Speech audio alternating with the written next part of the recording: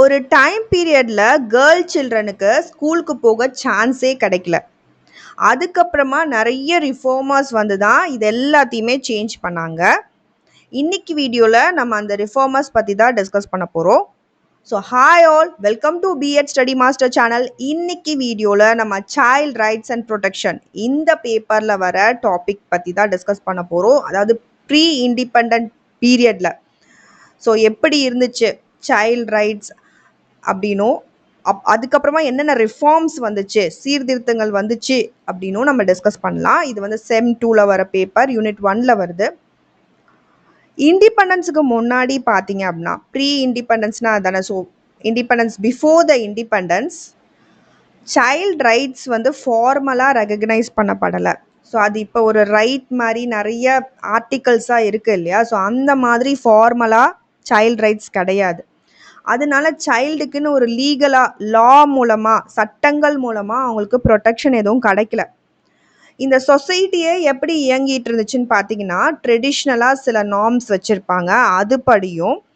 அது தவிர சொசைட்டியே கொஞ்சம் வந்து பாவர்ட்டி பேஸில் இருந்தனால அதை பேஸ் பண்ணியும் தான் சில்ட்ரன் வளர்க்கப்பட்டாங்க.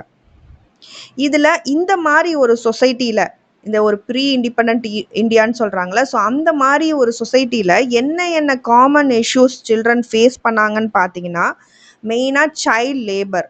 ஸோ குழந்தைங்கள வேலைக்கு அனுப்புறது. ஸோ சின்ன பசங்களை வேலைக்கு அனுப்புவாங்க, அது ஒரு நார்மலாக அந்த காலத்தில் பார்க்கப்பட்டுச்சு. ரெண்டாவது சைல்டு மேரேஜ். ரொம்ப யங்கான பசங்களுக்கு மேரேஜ் பண்ணி வச்சிருவாங்க. மூணாவது பார்த்தீங்கன்னா எக்ஸ்ப்ளாய்டேஷன் அண்ட் நெக்லெக்ட். சில்ட்ரனை யூஸ் பண்ணிக்குவாங்க, கேர் பண்ண மாட்டாங்க. நாலாவது பார்த்தீங்கன்னா limited access to education. So school போகிற சான்ஸ் வந்து ரொம்ப ரொம்ப கம்மி அப்போ. And also poor health care.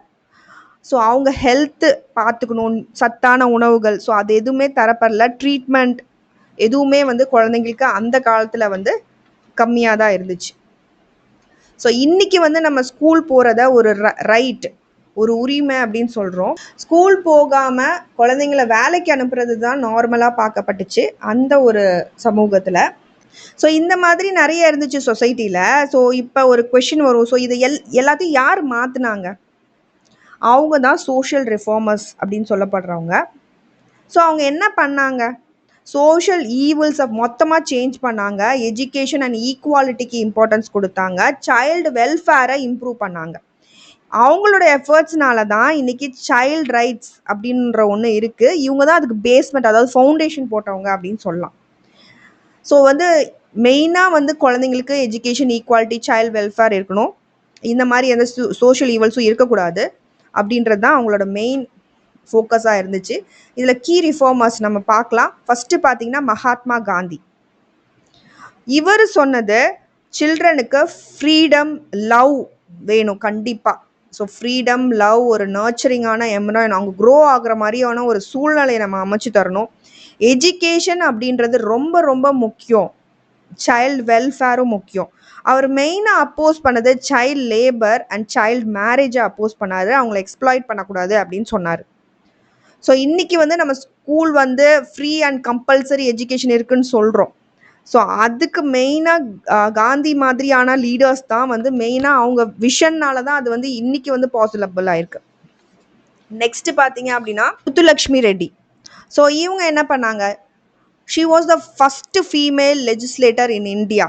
So imagine, ஒரு சொசைட்டியில் அப்போ சைல்டுக்கே ரைட்ஸ் இல்லை. ஸோ அவங்க எல்லாம் ஒர்க் பண்ணிகிட்டு இருக்கும்போது ஒரு ஃபீமேலாக she became the first female legislator. இந்தியாவோட ஃபஸ்ட்டு ஃபீமேல் லெஜிஸ்லேட்டர் அப்படின்னு சொல்லலாம். இவங்க ஃபைட் பண்ணது பார்த்திங்கன்னா சைல்டு மேரேஜுக்கு எதிராக. தேவதாசி சிஸ்டம்னு ஒன்று இருந்துச்சு அப்போ சொசைட்டியில், அதுக்கு எதிராகவும் ரொம்ப போராடினாங்க. அது தவிர சைல்டு ஹெல்த் கேரை இம்ப்ரூவ் பண்ணுறதுக்கு, எஜுகேஷன் தரதுக்கு குழந்தைங்களுக்கு, இதுக்கு எல்லாத்துக்குமே ரொம்ப வந்து போராடினாங்க. ஸோ இன்றைக்கி வந்து கேர்ள் சைல்டுக்கு ஈக்குவலான எஜுகேஷன் கிடைக்கிது. ஸோ அதுக்கு அவங்க தான் ஃபஸ்ட்டு வந்து ஒரு பேஸ் போட்டது. நெக்ஸ்ட்டு பார்த்தீங்கன்னா பெரியார் ஈவி ராமசாமி.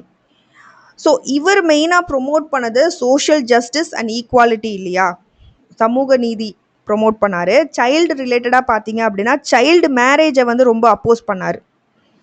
அதே மாதிரி கேஸ்ட் டிஸ்கிரிமினேஷன் இருக்கக்கூடாதுன்னு சொன்னவரும் இவர் தான். எஜுகேஷன் ஃபார் ஆல் இருக்கணும் அப்படின்னு சொன்னார். இன்னைக்கு நிறைய கேஸ்ட் டிஸ்கிரிமினேஷன் கம்மியாயிருக்கு அப்படின்னா அதுக்கு பெரியார் தான் வந்து பெரிய காரணம். He influenced a lot. Next பார்த்தீங்கன்னா டாக்டர் பிஆர் அம்பேத்கர். ஸோ இவர் என்ன பண்ணாரு அப்படின்னா மெயினாக அந்த சைல்ட் ரைட்ஸை கான்ஸ்டியூஷன்ல இன்க்ளூட் பண்ணாரு. ஸோ ரைட் டு எஜுகேஷனை ரொம்ப வந்து சப்போர்ட் பண்ணாரு சில்ட்ரனுக்கு. அதுவும் கேர்ள் சைல்டு ரைட்ஸ்க்கு ரொம்ப வந்து ஃபோக்கஸ் கொடுத்தது doctor B R Ambedkar. Next is Ishwar Chandra Vidyasagar. So what he டிட்னு பார்த்தீங்கன்னா இவர் மெயினாக விமென் அண்ட் சைல்டு வெல்ஃபேருக்கு ஒரு ஸ்ட்ராங்கான அட்வொகேட்டாக இருந்தார். மெயினாக விடோ ரீமேரேஜ் ஆக்டை வந்து சப்போர்ட் பண்ணவர் இவர் 1856 வந்தது. இது வந்து சைல்டு மேரேஜுக்கு அகேன்ஸ்டாக ரொம்ப ஃபைட் பண்ணார். அதே மாதிரி அப்போ யங் ஏஜ்லேயே மேரேஜ் பண்ணிடுவாங்க இல்லையா, ஸோ லைஃப் ஃபுல்லாக குழந்தைங்களுக்கு ரெஸ்ட்ரிக்ஷன்ஸாக தான் இருக்கும். ஸோ இவர் மாதிரி ரிஃபார்மர்ஸ் இருந்தனால தான் செகண்ட் சான்ஸ் லைஃப்லேயே கொடுத்தாங்க ஆக்சுவலாக. அதாவது ஒரு ஹஸ்பண்ட் இறந்துட்டா அப்படியே தான் இருக்கணும் லைஃப் ஃபுல்லாக அப்படின்றத மாற்றி ஒரு ரீமேரேஜ் ஆக்ட், விடோ ரீமேரேஜ் ஆக்டுக்கு ரொம்ப சப்போர்ட் பண்ணவர் இவர். நெக்ஸ்ட் பார்த்தீங்கன்னா சுப்பிரமணிய பாரதியார். ஸோ இவர் வந்து எஜுகேஷன் அண்ட் ஃப்ரீடம் ஃபார் சில்ட்ரனுக்கு ரொம்ப வந்து சப்போர்ட் பண்ணார். அண்ட் ஜெண்டர் ஈக்குவாலிட்டி, எந்த விதமான பாகுபாடும் இருக்கக்கூடாது, பாய் கேர்ள் டிஃப்ரென்ஸ் இருக்கக்கூடாதுன்னு சொன்னவர். சைல்டு மேரேஜை ரொம்ப அப்போஸ் பண்ணவர். சிம்பிளாக சொல்லணும்னா இவர் வந்து குழந்தைங்கள ஃப்ரீயாக விட்டு அவங்கள படிக்க வைக்கணும் அப்படின்னு வந்து சொன்னார். Next is Annie Besant. So she founded Central Hindu school in Chennai. So அவங்க தான் அதை ஃபஸ்ட்டு ஸ்டார்ட் பண்ணவங்க. எஜுகேஷன் அண்ட் சைல்டு வெல்ஃபேருக்கு ரொம்ப வந்து இம்பார்ட்டன்ஸ் கொடுத்தாங்க. ஸோ இன்றைக்கி நம்ம படிக்கிற ஸ்கூல்ஸ் அப்போ அவங்க மாதிரி லீடர்ஸ் ஸ்டார்ட் பண்ணினால தான் பாசிபிள் ஆச்சு. So she was the seed அப்படின்னு சொல்லலாம், starting point Annie Besant. Next coming to Rajaram மோகன் ராய். இவர் மெயினாக அப்போஸ் பண்ணது சத்தி அப்படின்ற சிஸ்டம் இருந்துச்சு. அப்போ சத்தியும் சைல்டு மேரேஜும் அப்போஸ் பண்ணார். சத்தி அப்படின்றது இப்போ ஹஸ்பண்ட் வந்து இறந்துட்டாங்க அப்படின்னா அவங்க கூடயே வந்து ஒய்ஃபையும் வச்சு எரிச்சிருவாங்க. ஸோ வந்து உடன்கட்டை ஏறுதுன்னு சொல்லுவாங்க. அந்த ஒரு சிஸ்டம் அப்போ இருந்தப்ப இவர் தான் அதை ஸ்ட்ராங்காக அப்போஸ் பண்ணார். நெக்ஸ்ட் பார்த்தீங்கன்னா சாவித்ரிபாய் ஃபுலே. இவங்க வந்து ஒரு கேர்ள் எஜுகேஷனுக்கு ஒரு பயனியர் அப்படின்னு சொல்லலாம். இவங்க தான் ஃபஸ்ட்டு கேர்ள்ஸ் ஸ்கூல் ஸ்டார்ட் பண்ணாங்க 1848. இது இம்பார்ட்டண்டான பாயிண்ட். பூனேயில் கேர்ள் எம்பவர்மெண்ட்டுக்கு பேஸ்மெண்ட் போட்டவங்க. டிஸ்கிரிமினேஷனை வந்து ரிமூவ் பண்ணாங்க, எந்த விதமான பார்ஷியாலிட்டி இருக்கக்கூடாது அப்படின்னு சொல்லிட்டு. இன்றைக்கி வந்து கேர்ள் சில்ட்ரன் டாக்டர் ஆகிறாங்க, இன்ஜினியர் ஆகுறாங்க. இது எல்லாமே அவங்க போட்ட ஃபவுண்டேஷன் தான். ஸோ சைல்டு ரைட்ஸ் இப்போ ஸ்ட்ராங்காக இருக்குது. இந்த ரிஃபார்மர்ஸ் அதுக்கு வந்து நிறைய எஃபர்ட் போட்டனால தான் இப்போ அது ஸ்ட்ராங்காக இருக்குது. ஸோ எஜுகேஷன் ப்ளஸ் ஈக்குவாலிட்டி இது ரெண்டும் தான் சைல்டு ரைட்ஸோட foundation. So that's it. Hope you understood. Thank you all for வாட்சிங் மை வீடியோ. என் வீடியோ உங்களுக்கு பிடிச்சா லைக் பண்ணுங்கள், ஷேர் பண்ணுங்கள், அண்ட் கண்டிப்பாக பெல் பட்டனும் கிளிக் பண்ணுங்கள். அப்போ தான் நாங்கள் ஏதாவது வீடியோ போட உங்களுக்கு வரும். Happy learning to you all. Thank you.